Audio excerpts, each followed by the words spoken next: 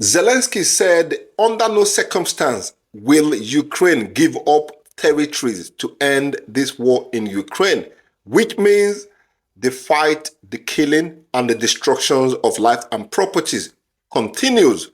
But Zelensky continued to fight for a security guarantee from the United States.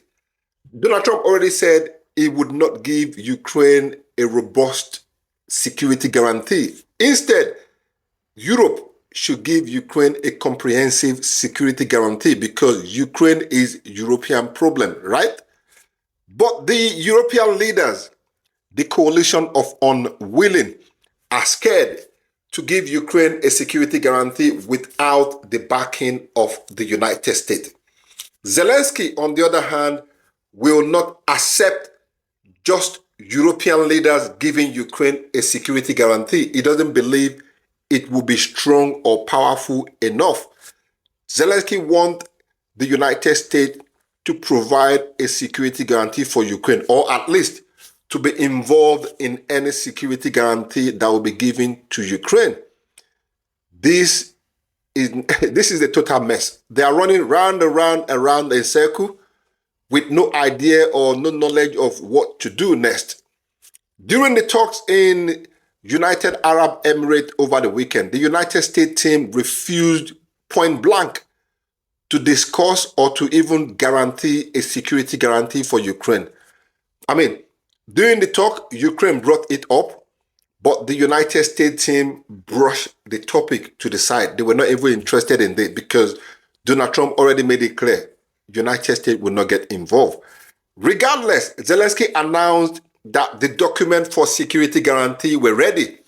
He is just waiting for Donald Trump to let him know when, where, and it will be there for them to sign this document.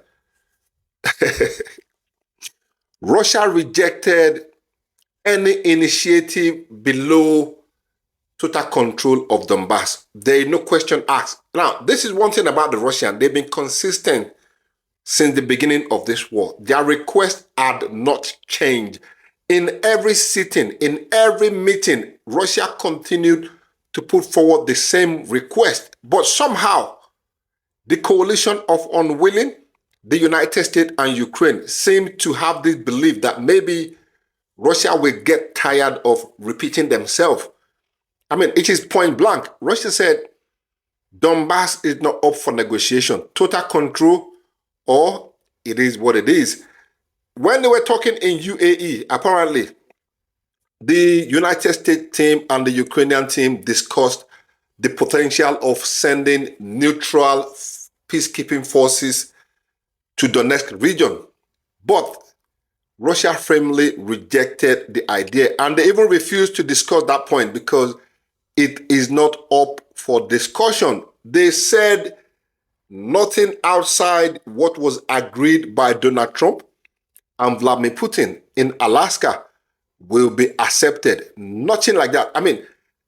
Which is total withdrawal of Ukrainian troops from the Donbass, and no foreign troops will be allowed on the ground in Ukraine. I told you guys, Donald Trump and Vladimir Putin already decided what they want to decide about the world, about Ukraine, about Venezuela and Iran during that talks in Alaska. Everything we're witnessing right now is just a formality. And I am right, because everything is now making sense and it's now going that direction.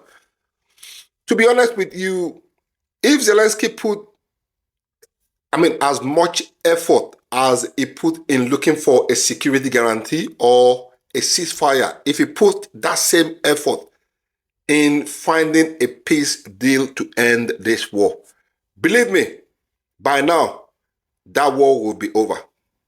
The effort, the power, and the drive he puts in trying to get a ceasefire and a security guarantee, if he puts that same effort in looking for a peace deal to end this war, believe me or not, this war would have been over by now.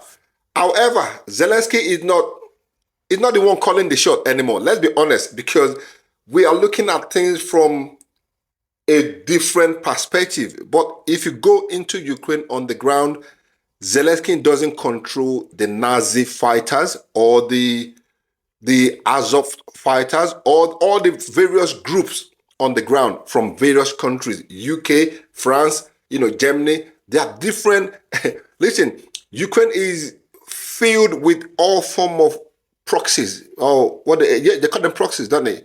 And different fighters from different countries with everybody there for their own different purpose.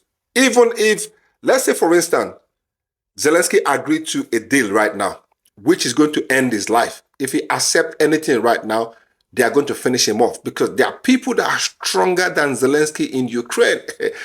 There are people that are calling the shot.